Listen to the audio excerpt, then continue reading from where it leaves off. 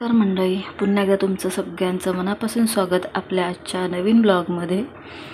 Video आवडल्यास व्हिडिओला नक्की लाईक, कमेंट, शेअर करा आणि चॅनल पेजवरती तुम्ही नवीन असाल आणि चॅनलला सबस्क्राईब केलं नसेल तर चॅनलला नक्की सबस्क्राईब करा आणि सबस्क्राईब करता तेव्हा बाजूचा बेल आयकॉन प्रेस करा, म्हणजे माझ्या नवीन व्हिडिओचे नोटिफिकेशन तुमच्यापर्यंत लवकर पोहोचतील।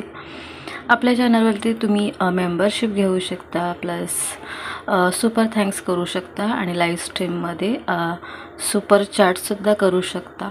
सो प्लीज प्लीज प्लीज सगळ्यांनी नक्की भरभरून सपोर्ट करा, जसं की आजपर्यंत तुम्ही सगळेच खूप छान सपोर्ट करत आहात। लाईव्ह स्ट्रीम असो किंवा शॉर्ट्स व्हिडिओ, आपले ब्लॉग।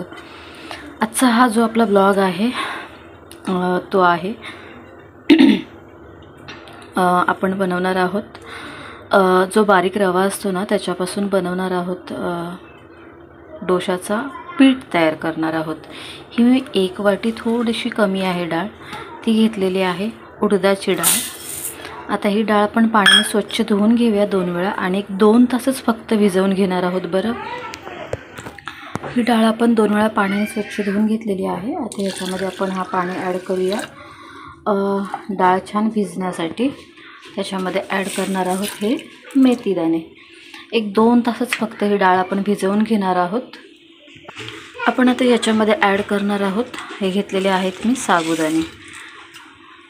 आता ही डाळ आपण 2 तास छान भिजवून घेऊ आणि सगळ्यात महत्त्वाचं म्हणजे ही रेसिपी मी कुठूनही कॉपी केलेली नाही आहे। सो ही रेसिपी माझी आहे आणि ती मी बनवत आहे। आता आपण रवा, बारीक रवा किंवा तुम्ही जाड रवासुद्धा घेऊ शकता, तो भिजायला ठेवणार आहोत। हा घेतलेला आहे मी सगळ्यात बारीक रवा आहे।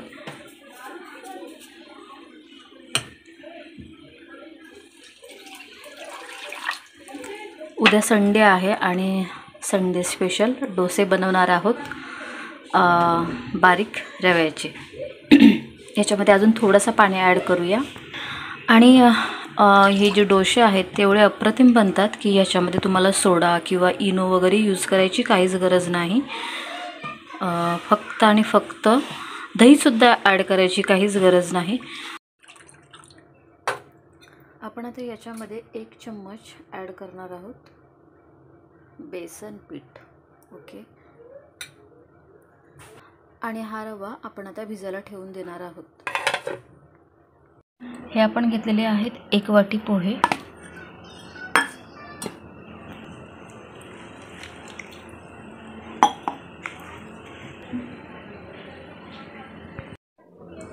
हे पोहे भिजवून घेतलेले आहेत।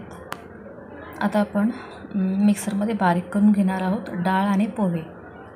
हा घेतलेला आहे मी मिक्सरचा भांडा, याच्यामध्ये आपण हे पोहे ॲड केलेले आहेत। आता याच्यामध्ये ॲड करणार आहोत डाळ। इकडे डाळ आणि साबुदाणे भिजत ठेवलेले ते थोडेसे ॲड करूया याच्यामध्ये।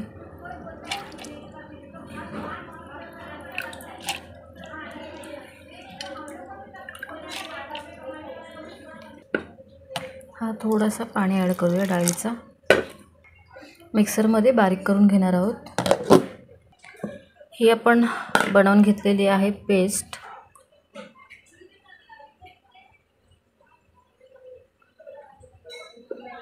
या रव्यामध्ये आता मिक्स करणार आहोत।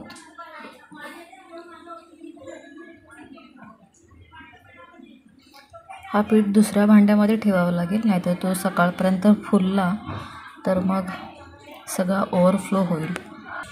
हा आपण पीठ दुसऱ्या भांड्यामध्ये ट्रान्सफर करून घेतलेला आहे, कारण की पीठ फुलून जास्त होईल। रवासुद्धा छान भिजलेला आहे। हा बाकीचा राहिलेला भांड्यामध्ये पीठ आहे तो ॲड करूया आणि थोडंसं मिक्स करून घेऊया